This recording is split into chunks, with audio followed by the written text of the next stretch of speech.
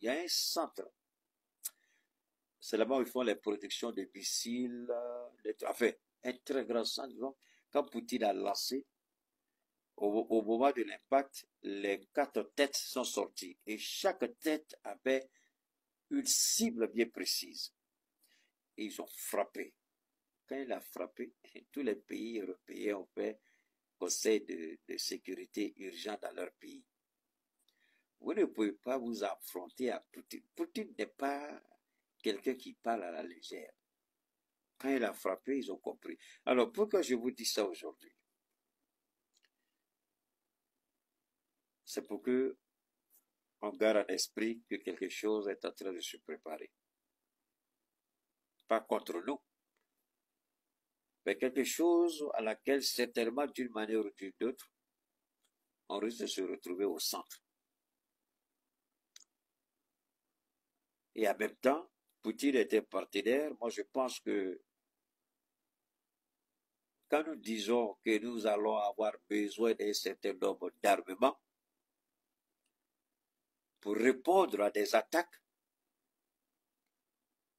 parce que Poutine a dit, j'ai informé tous mes partenaires dans le monde, y compris le président Assimi Goïta a été informé par le président Vladimir Poutine qu'il allait frapper. Donc il a dit, regardez ce que je vais faire. Si le missile là vous intéresse, vous me dites, c'est à titre expérimental d'abord, je vais frapper. Si le missile vous a convaincu, si vous voulez le missile, il n'y a pas de problème, vous pouvez passer votre commande. Donc il a appelé le général, il a appelé le capitaine, il a appelé, enfin les 2 généraux, et puis le capitaine, et puis les autres présidents, il leur a dit, regardez ce que le missile va faire. Donc je pense que nous sommes déjà partants pour acheter ce missile-là. C'est un titre expérimental, puisque après j'ai suivi une réunion de cabinet de Poutine. Il a demandé que la production soit accélérée, la production en série, pour qu'il y ait beaucoup de ce missile-là. Il y a des partenaires qui seront intéressés, et nous sommes dans ce lot de partenaires intéressés par rapport à ce missile-là. Alors, ceci dit, revenons un peu en arrière sur ce qui s'est passé tout récemment avant-hier au palais de Koulouba. Quand Assimi Goïta, au moment où il recevait les ministres de l'Intérieur de l'AES, il recevait aussi une forte délégation de l'UMOA.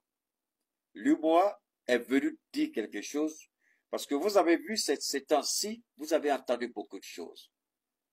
On a parlé de beaucoup de choses. On a parlé de quoi? On nous a fait croire que la sortie de l'AES, de la CEDEAO, on va fermer l'espace de la CEDEAO au pays de l'AES et que c'est nous qui allons souffrir.